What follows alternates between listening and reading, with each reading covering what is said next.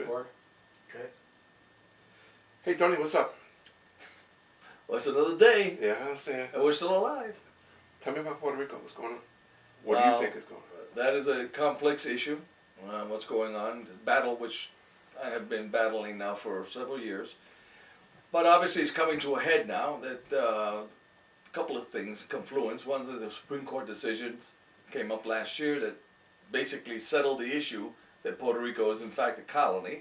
So there's no longer something that can be thrown back on as from a political point of view. So that has been positive movement because we eliminated that.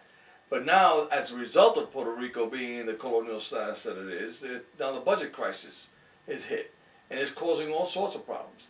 First, the budget crisis is because Puerto Rico is not a state, doesn't get the same equivalent distribution of funds as other states would, so that causes a problem, particularly in Medicaid. Puerto Rico does not get allocation per person, it gets a cap fund, and they went through it, now they're finished, now they can't pay the doctors, pay the hospitals, and we have a real serious crisis.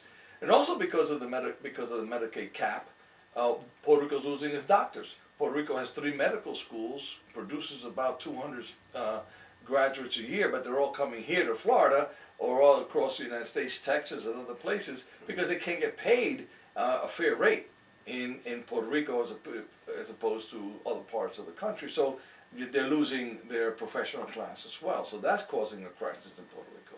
But ultimately, the crisis of the economics, because Puerto Go has spent so much money trying to balance its budget by borrowing, and now we've got $120 billion debt deficit, not only in municipal bonds, which is about $70 billion, right, about $40 billion in unfunded pension obligations that are given to the employees. So people, they only have about 10 cents on every dollar they've promised to the employees. So that's a crisis. Right. So that's coming to a head. I got to the point where Puerto Rico could not borrow any more money. Now you have this Promesa bill that came out of Congress.